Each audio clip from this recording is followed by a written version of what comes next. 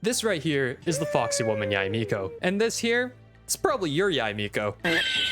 In this video, I'm going to be giving you a complete Yae Miko guide that'll be going over her kit, her constellations, her best weapons, her artifacts, some teams for her. With that said, let's begin. The first thing you gotta know about Yae Miko is that when she ascends, she gains crit rate as an ascension stat. Moving on to her talents, you have her normal attacks like any other character, but then there's her elemental skill. Her elemental skill places a Sensho Sakura. She can place a max of 3, and every time she places one, it levels up from level 1 to level 4, with each level dealing more damage. Each Sensho Sakura will last for 14 seconds, and while it's up, it will deal AoE electro damage to a nearby opponent. When she casts her elemental burst, a bolt of lightning will strike a nearby enemy, dealing AoE electro damage, and for every Sensho Sakura she has on field, a corresponding Tenko Thunderbolt will appear and deal even more AoE electro damage. Looking at her first passive, we see that her elemental burst will reset the cooldown for 1 charge of her elemental skill, and her second passive will actually use every point of elemental mastery to increase your elemental skill's damage by 0.15%. After looking at Yae Miko's talents, we can see that a lot of her damage is going to be coming from her Sensho Sakuras when she's off field, as well as her elemental burst when she does appear on field, meaning she's more of a sub or off field DPS unit. For the order you want to upgrade your Yae Miko's talents, I suggest upgrading your elemental burst first, then your elemental skill, and lastly upgrade your normal attacks. Moving on to her constellations, her C1 will generate A energy every time a Tenko Thunderbolt is activated. Her C2 will cause the Sensho Sakura to start at level 2 and their max level will be increased to 4, as well as their attack range being increased by 60%. Her C3 gives 3 talent upgrades to her elemental skill. Her C4 gives a 20% electro damage bonus for 5 seconds every time a Sensho Sakura damages opponents. Her C5 will upgrade her elemental burst by 3 talent levels, and her C6 will cause her elemental skill to ignore 60% of the opponent's defense. Overall, Yae Miko's constellations are really solid. If you want to pick some up, do so, but be careful in terms of primo gems and swiping your card. For Yae Miko's artifacts, there's a couple sets that we can choose from since she doesn't have a specific set made for her. The first of these sets that I recommend is the 2-piece Thundering Fury and the 2-piece Shimenawa or Gladiator to give you a 15% electro damage bonus as well as an 18% attack bonus. Instead of having Shimenawa or Gladiator, you can also substitute that for a 2-piece Wanderers to give you 80 elemental mastery, which will increase the damage of your elemental skill. If your Yae Miko is causing a lot of elemental reactions, you can also put her on the 4-piece Thundering Fury, as it'll increase electro damage and increase the electro related reactions by 40%. If you're struggling to cast your burst on cooldown, you can also opt for the 4-piece Emblem of Severed Fate set, since the 2-piece will give you 20% energy recharge and the 4-piece set will increase your elemental burst damage by 25% of your energy recharge. Also, if you decide to run Yae Miko in a mono electro team, you can opt for the 4-piece Thunder Soother set, as it'll increase your damage against opponents affected by electro by 35%. If you decide to run more of a support Yae Miko, you can run her on the 4-piece Noblesse Oblige, which will increase her elemental burst damage by 20% and grant her whole party a 20% attack buff for 12 seconds after using her elemental burst. The main stats that you want to be targeting on your Yae Miko's artifacts goes as such. On your sands, you want to be targeting attack percent. On your goblet, you want to be targeting electro damage bonus, and lastly for your circlet, you want to get either crit rate or crit damage, trying to maintain that 1 to 2 crit rate to crit damage ratio. One quick thing I want to point out, if you're running a 4-piece emblem set, you can always opt for an energy recharge sands. It'll net you roughly the same amount of burst damage. I only recommend this if you're not able to use your burst as much as you'd like, or if your energy recharge sand substats are just far superior. Speaking of substats, you want to be targeting crit stats, attack percent, energy recharge, or elemental mastery. For Yae Miko's weapons, it should come as no surprise that the 5-star Kagura's Verity is going to be her best in slot since it's their signature weapon. It gives great base attack and it has a huge crit damage substat. The passive will increase the elemental skill damage as well as their elemental damage bonus, making the Kagura's Verity a very strong choice for Yae Miko. Another really solid option for Yae Miko is the Skyward Atlas, as it has the highest base attack for any 5-star catalyst. Also, it has a huge attack percent substat, and the passive will increase your elemental damage bonus, which is really good for Yae Miko. Another solid weapon is the Widsith. Widsith comes with a pretty good base attack and a huge crit damage substat. Also, the really unique thing about this weapon is the passive. The passive will give you one of 3 buffs: an attack percent increase, an elemental damage increase, increase or an elemental mastery increase, all which will help scale with Yae Miko's damage. For similar reasons to the Widsith, the Blackcliff Agate can also be a solid choice for Yae Miko since it has that crit damage substat, although the passive won't be as effective. For those Battle Pass users out there, Solar Pearl is actually a pretty good choice. It has a decent base attack and comes with a lot of crit rate. Also, the passive will only help you if you decide to use a normal attack before you cast your elemental skill and your elemental burst. If you do so, both your elemental skill and elemental burst will have increased damage. And for you free-to-play users out there, the Mappa Mare is going to be your best choice. It has a super high base attack for a 4-star weapon. It comes with elemental mastery, which will help increase the damage of your elemental skill, and the passive will be up almost all the time, granting you an elemental damage bonus. One last 4-star weapon I want to mention is the Hakushin Ring. It has a great base attack similar to the Mappa Mare, but this weapon I would only recommend for those of you who are struggling with energy requirements, as it comes with an energy recharge substat. And the passive is also pretty good since it'll give you an elemental damage boost for any reaction Yae Miko causes. Starting off our teams, we have Raiden Shogun as a main DPS. During the Shogun's downtime, you have Yae Miko, Bennett, and Sucrose. Yae Miko will spread her Sakuras all over the place, and when she has her burst, she'll zap people, dealing a ton of AoE electro damage. We have Sucrose here, who can run Thrilling Tales of Dragon Slayers, or you can have any other Animo support character have them running the Viridescent Venerer set so that you can swirl up your electro to decrease electro resistance, meaning your electro damage goes up. And lastly, we have Bennett on the team for obvious reasons, to heal and to provide us with a huge attack buff. Our second team is going to be a mono electro team. I have Raiden here as the main carry once again, and Yae Miko here doing the same thing, spreading her Sakuras using her elemental burst. The only thing that's changed is that we now have Kujo Sara and Jean on the team. Kujo Sara is going to be using her elemental skill to obviously generate an attack buff similar to what Bennett's role is. Now, I only recommend this team if you have a C6 Kujo Sara because her C6 greatly amplifies electro characters' damage. And lastly, we have Jean here being a healer. You can use Sayu as well as a budget option, but their job is to heal and provide the Viridescent Venerer buff. Now, this one is my favorite team. We have Tartaglia as our main DPS. Now, you can use any Hydro main DPS character. You can use a Constellation 1 or 2 Mona, I think. You can use Tartaglia or the upcoming Ayato. You have Yae Miko here, who will spread her Sakura Blossoms all over the place, as well as use her Elemental Burst for huge damage. We have Bennett here for heals and a huge attack buff, and we have Fischl and Oz as the Electro Turrets, helping us provide more energy particles so that everybody has their burst, mainly being Yae Miko. And the last team here is for anybody who is a Yae Miko simp and wants to main her. Yae Miko will be your main damage dealer, so you'll be spreading your Sakura Blossoms using your burst as much as you can, and in between you have Xingqiu, who can apply Hydro with his elemental skill and his elemental burst, providing pseudo heals as well. You also have Sayu, who will produce some heals and also give you the Viridescent Venerer buff. You can also use Jean here. And lastly, you have Fischl, who will obviously be your turret and give you that electro resonance. That's going to be all for this Yae Miko guide. Hopefully your Yae Miko is looking a lot more like this and less like that. If I forgot anything, I'll leave it in the pinned comment down below. If you want to help me out,